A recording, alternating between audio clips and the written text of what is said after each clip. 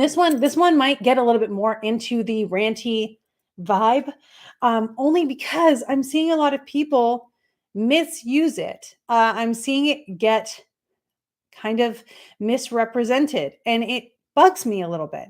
So I will get into this. Yes, rant time. I'm glad you guys like the rants. Oh my goodness, hang on. Battle of the Sinuses happened this morning here too. Okay, you're very correct on the chest congestion. I've been trying to get it all out. Yeah. Hang on. I'm trying to feel what will help with that. For some reason, I do feel like ginger ale is going to help you a little bit too. Also, I don't know why, but I'm hearing that you might want to eat some bread too. So that was the thing. My dad, every time I had a stomach issue when I was a kid, it was just eat some bread. And so maybe I believed enough that bread could heal all things that it's just one of my go-tos. But anyway, it is rant time. I'm going to rant today about Black Moon Lilith specifically. And so, what I want to say about Black Moon Lilith is first, what you may have heard. She's got some popularity going on in a lot of social media astrology right now, and it is a real thing. Okay, so thank you, Jackie. That's perfect. So it is a real thing. There is a position on the chart called Black Moon Lilith. And I hesitate for that because I really don't know if I would consider it Black Moon Lilith. And I don't think that's originally what it was called either. The points on a chart that are represented by the black moon and the white moon, and Gabe, I'm looking at you to hold me accountable for my knowledge here and to help me along if I'm off topic or if I'm off base. But it is the perigee and apogee of the moon. Perigee, I believe, and this is where I will need some help because I get them backwards. Apogee is far away. So the apogee of the Earth happens for the northern hemisphere in the summer. We are farthest away from the sun. Perigee is closer.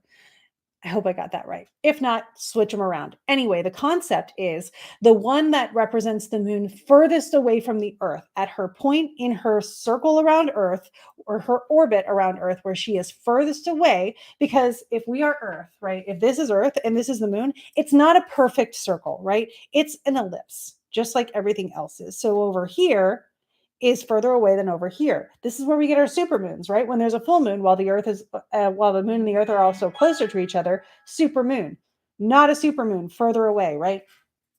So, what we get in this situation, apogee for far, perigee for near. Thank you. I love when I get words right. Okay. So, what we're dealing with there is the black moon is the moon when she is furthest away. You can think about it like she's far away, the light doesn't reach her, however you want to do that as a device. But it's just a point, much like the nodes are just a point in the sky of reference. They're not an actually physical thing. Neither are the black and white moon points, right? It's just the closest point where the Earth and the moon would have been close and the furthest point. Every chart can have them on there. Black moon is the one that you might find by default in some cases because it's gaining popularity. Just like Chiron randomly shows up on charts, even though it's not even the most prominent of the asteroids we would work with, and it's a comet. But I digress. I could get into Chiron some other day. So Black Moon Lilith is the point that represents where the moon would have been furthest away from the Earth based on the calculations that day. Just like your north and your south node represent where the moon, the Earth, and the sun would have been at a perfect declination for an eclipse that day. It's there. The point is always there, and it is moving because so are the bodies in the sky. So my gripe here is that it's been called Black Moon Lilith. Now, I'm going to cite Demetra George for my primary source as to the astrological black moon and its significance because she's done a lot of research on this. It also shows up in some other books, but this is the one where I had the most direct research in the past weeks because I was discussing with her on a consultation a couple weeks ago. She has found, and I do have Black Moon Lilith conjunct my ascendant, so it was important for me, of course. She has found that the Black Moon is often an indicator of kind of like bumpers on a bowling alley, right? It keeps you on track. Even if you really want to go to that other lane and see what it's like over there, you'll get the nope, you stay on track. And so it's all of these things that go wrong in order to prevent you from straying away from the path. And so this is something that, again, if I were looking at a chart, this is my personal opinion. If I were looking at a chart, I would look for the black moon point to be close to an angle, your ascendant, your midheaven, especially, perhaps also the descendant. The IC is also important, but I like the ones that are above the hemisphere as like the ones we notice the most. Or if it's close to one of the other two aphetas, the sun and the moon, or a time lord or a planet or anything like that. If it's really close to conjunct something else in your chart, I would pay attention to it, because that means it's got like a translator via that planet or that angle to your personal life. So when we look at this, Demetra says that it's like the Sherry Salata, who is Oprah's producer. I met her once a couple of years ago, wrote this book called The Beautiful No. And for her, and I really should look up her chart, because I bet you the black moon's in a good place for this. But for her, the beautiful no was all the things that went wrong that made sure she ended up exactly where she needed to be to have this most fulfilling experience of her life that set her on track to live the life that she never knew that she could want. It was better than she actually anticipated for herself, and she never would have gotten there if everything would have gone the way she wanted it to originally. She needed to be bumped around. I also have experienced this in life. It's why I'm an astrologer now, and I'm actually not sorry anymore. So, with that understanding, what does that have to do with Lilith? Right? So I was talking to Demetra about this, and she actually said if she were to assign an archetype of a deity to the black moon, she would more likely go with the archetype of Kali. Kali, who is more of, I believe, the Hindu pantheon, is that sort of dark goddess kind of energy of no, hard no, because I said so, trust me, and just do what I say, and later you'll figure it out.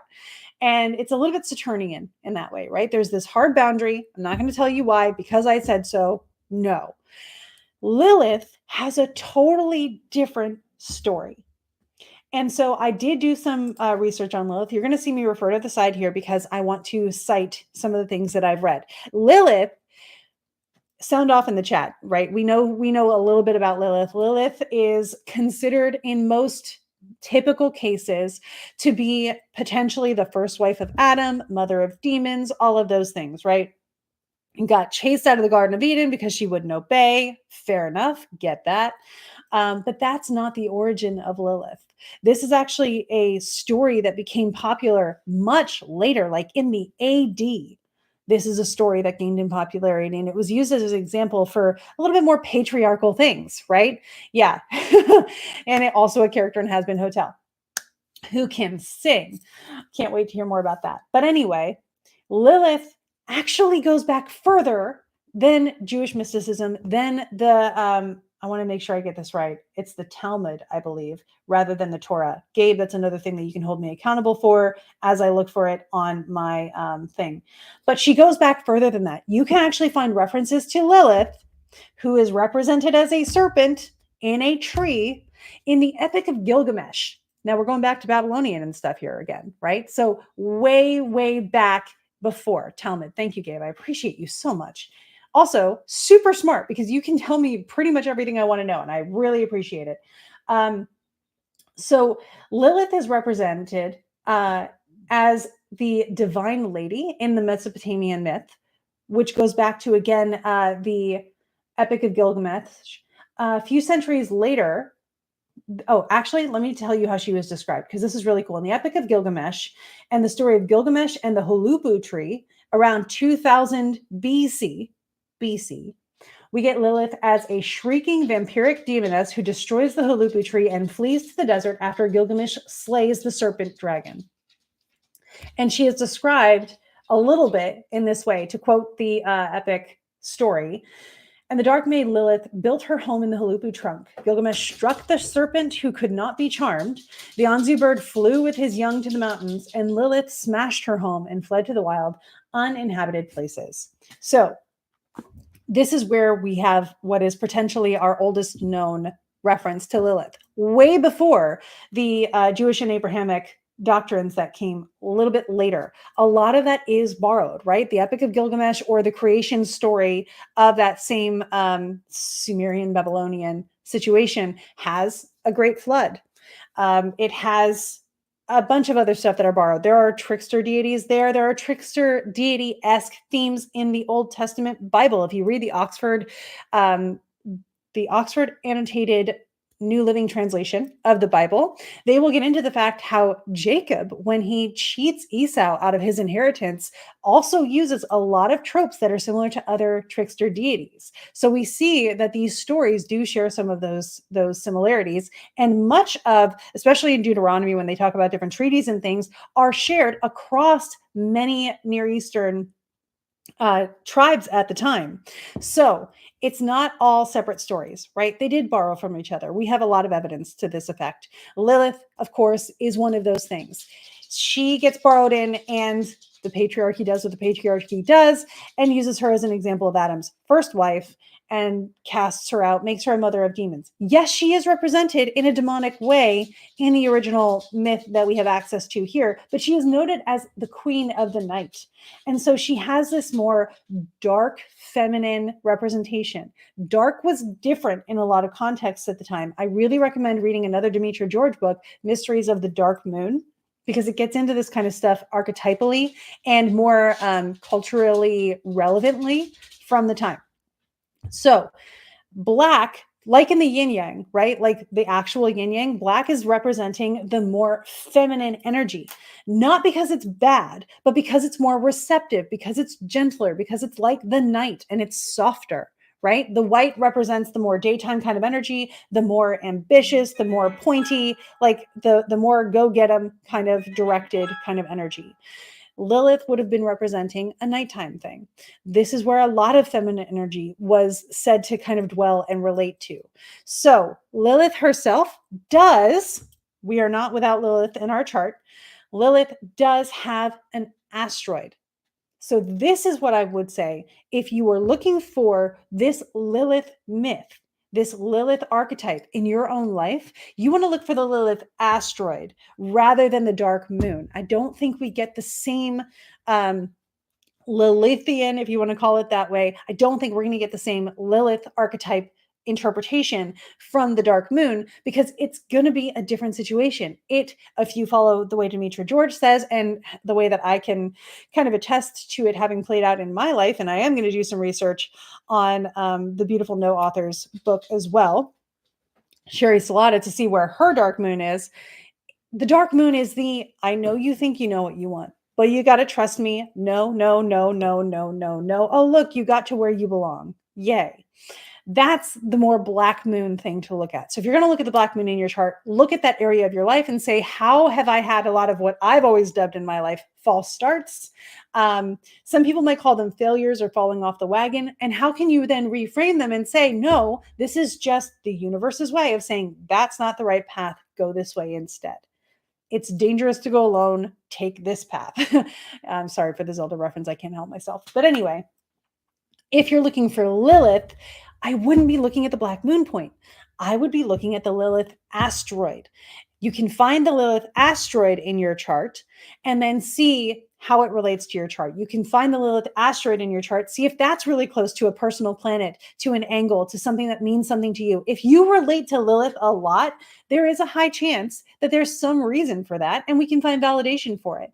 If you would like to come to a consultation with me to pursue that, you can just make sure to let me know in the form that you get to fill out before a consultation. I will look it up for you. I will come prepared, and we will find out why you feel that, whether through intuitive interpretation or with backup from the astrological chart or other things that I can find. So that is my rant about the dark moon Lilith, and it brought us right up to time, and I appreciate you all. Hopefully that was helpful. Hopefully that helps you understand a little bit of the difference, what you can actually look at to find what you're really looking for, because I think the thing that bothers me the most is how this actually acts as a not so beautiful note, right? It leads you down a path that's not going to help you. I would rather be the dark moon here and say, get off that path, get down this one. It's what you actually were looking for in the first place. Have a good time. So thank you. I hope that was helpful. Yeah, let me know what you thought. And I'll do this again sometime. I do have other things I'm prepared to rant about. But if there's anything you would like to hear a rant about, let me know either in the comments of this video. I'll probably post this as a separate video so you can let me know in the rant video itself and say, hey, I've heard about this. Tell me more about the reality of it. If I don't already know, I will research it before I even bring it to you. So I will know something of it by then. And as you can tell, if I know of someone who might know more than me that happens to be in the chat or elsewhere, I will also go to them. Chiron. You know what, Liz? Adding it to the list because believe it or not, stinking Chiron is also prominent in my chart. So I will go there for you. That sounds great. I do have some things that I can say about Chiron. So tune in next time for that. Maybe we'll do Chiron next week. Let me know what you think. Thank you guys so much. I hope you have a wonderful week. Remember to be gentle with yourself this week. It's a bit of a lull as far as exact transits go, but there's still stuff happening around you. It's still valid. We're still in 2 retrogrades. We are past the eclipses now. Congratulations. And I hope that your intentions feel aligned and that you feel really good. Yeah, I highly recommend doing further reading if this fascinates you. That is the way to go. Reading is the best thing. It gets you the most information. That being said, it's not the only way to get information, right? You can find YouTube videos from sources that are reputable or that you trust, or anything like that. Any way that you take in information in a good way, find the person who does it well. I'm glad that I can contribute even a little bit to that, and I will see you guys next week. Have a great, fantastic week.